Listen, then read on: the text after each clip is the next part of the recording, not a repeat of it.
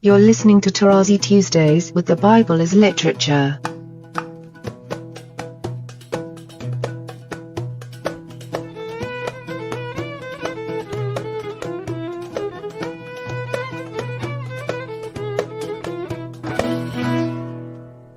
Hi, this is Father Mark Boulos, and you are listening to Tarazi Tuesdays with the Bible as Literature podcast.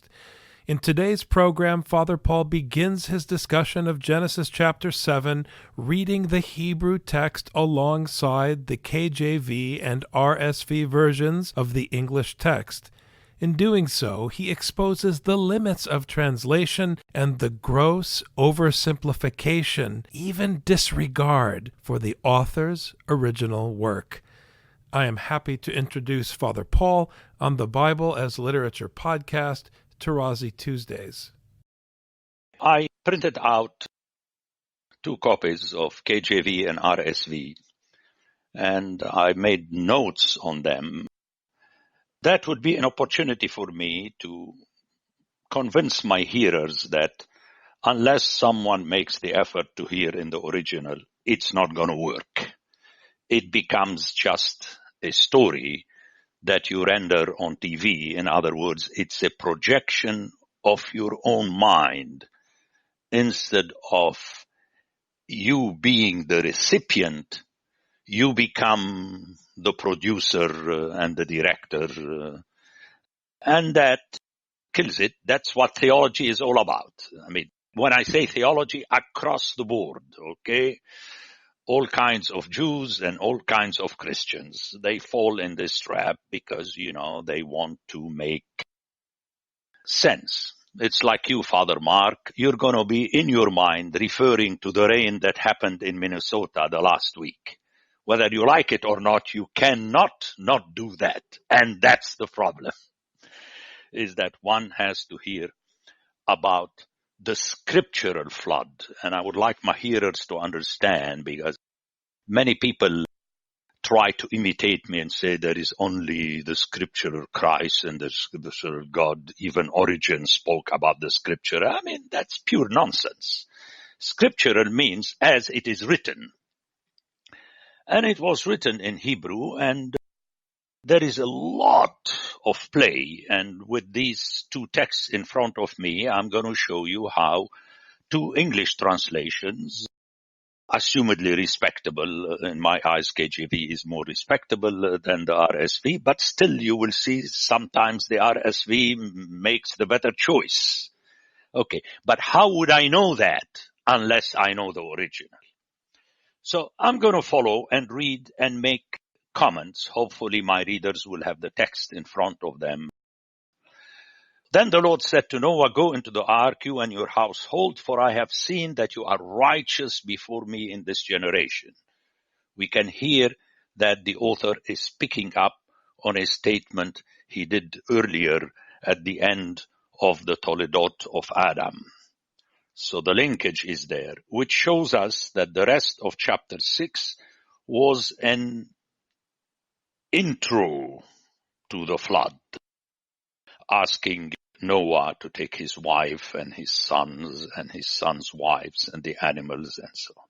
Now we're entering into the actuality, if you like.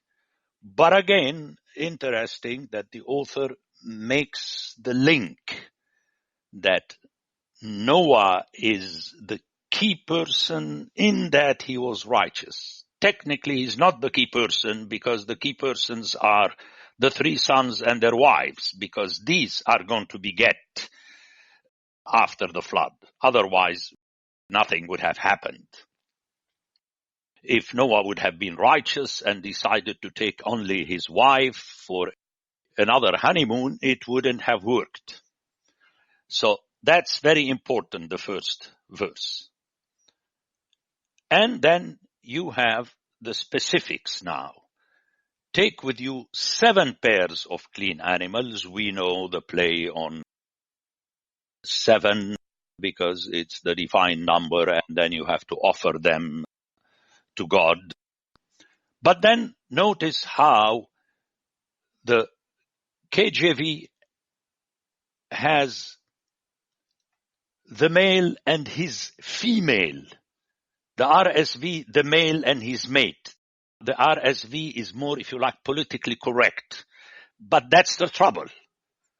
Now, is the KJV closer to the Hebrew? Still not yet, because the Hebrew has, in both cases, in the middle of the verse and at the end, ish wa ishto. So technically to your ear, it means the man male, the man and his woman, which is very striking, that the author is applying a terminology that fits only the human realm also to the animals. And that is a central feature in the story of the flood, and you will see this later at the end of it, where we have something much more striking than that. But let's begin with that.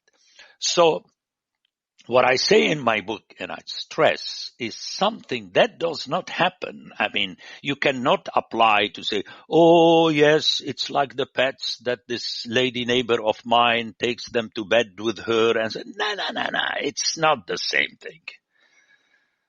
A shepherd never calls his lamb a pet. He calls it his child. Remember that story that Nathan said to David. He treated her like his own daughter.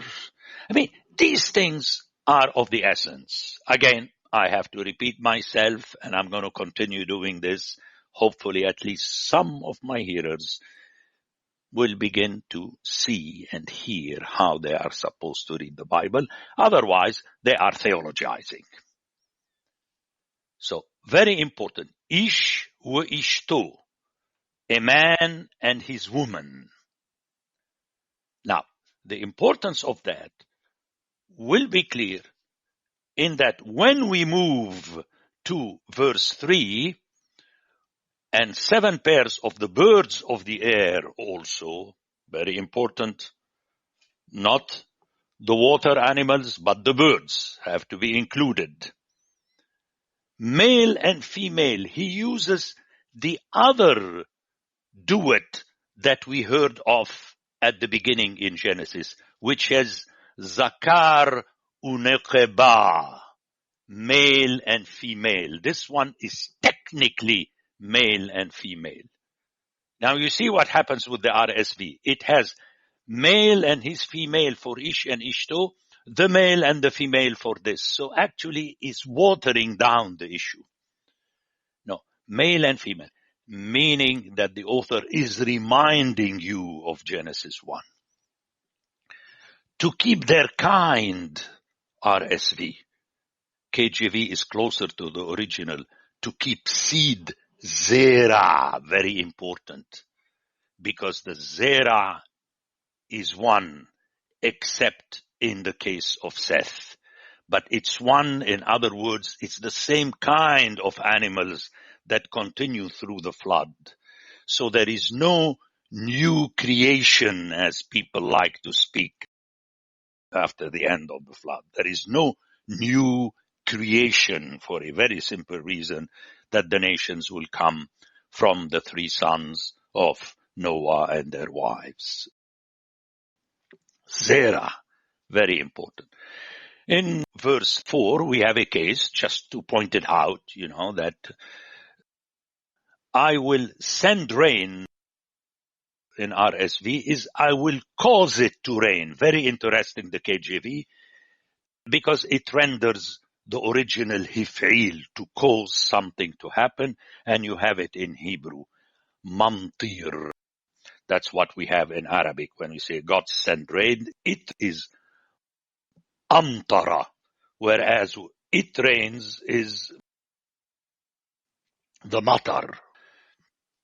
So he sent for 40 days and 40 nights, and very interesting, we have every living thing in KJV. In RSV, every living substance. One can guess that there is something going on in the original, and in the original we have hayqum, which is the definite article followed by the passive participle from qum. In other words, what is made to stand. We spoke about to raise, to make stand, and thus functional, not stand like you make a money stand. No, functional, hayqum. So very important, all that is made to stand and thus functional, that I have made. Very interesting, that what stands is what God has made. And we go back to Genesis 1 again.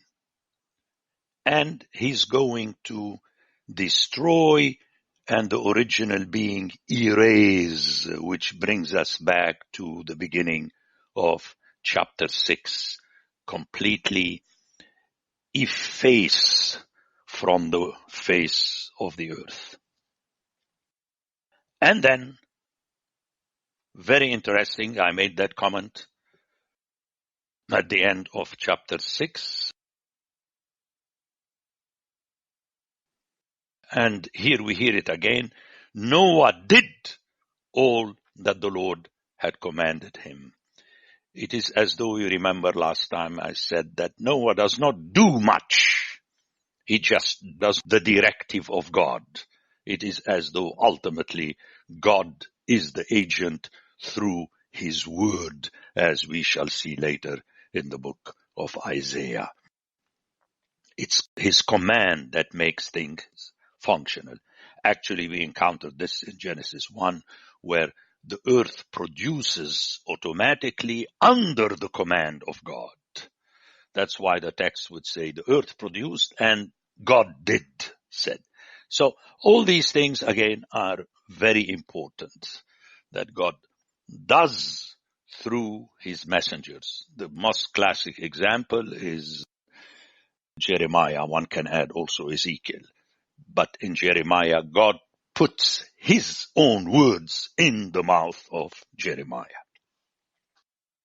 In verse 6, we encounter something which is very important, namely that the first mention as to how the life of Noah was divided. You remember in the earlier forefathers, it was divided between before having produced the first son and after having produced the first son.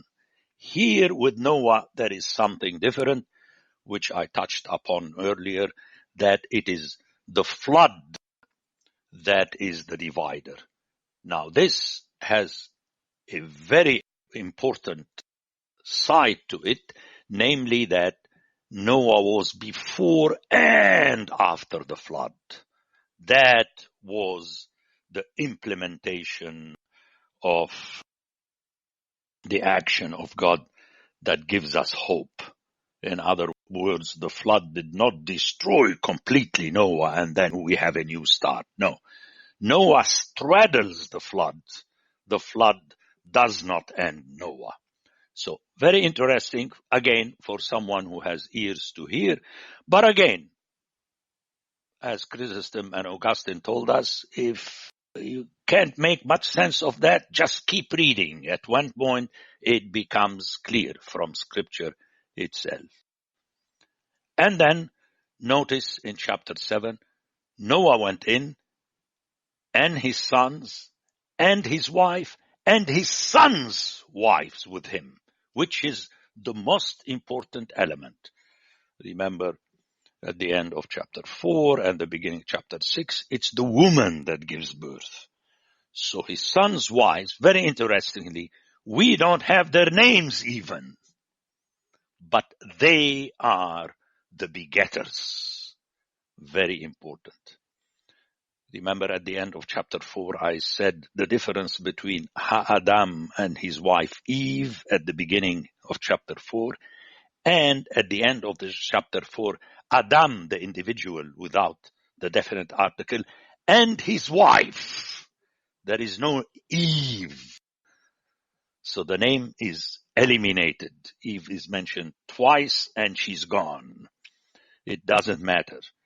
She's the mother of all living, and all this happens through her, as we say in Arabic, daughters, the daughters of Eve, the women. And then we have a repetition in verse 8 of the animals, but then we have the third kind of this and that, the double, the pair.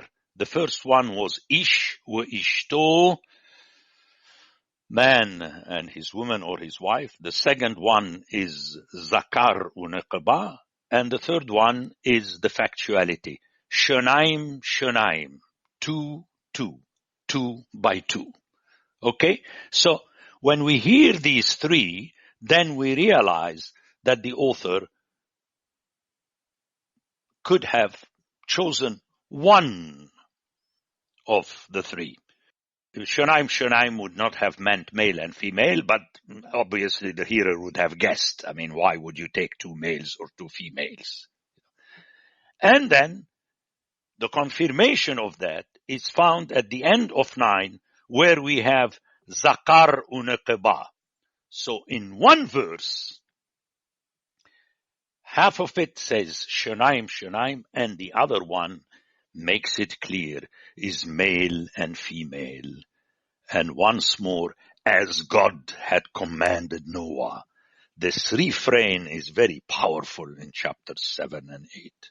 Very powerful. If it is eliminated, the hearer does not get the impression that God is in control.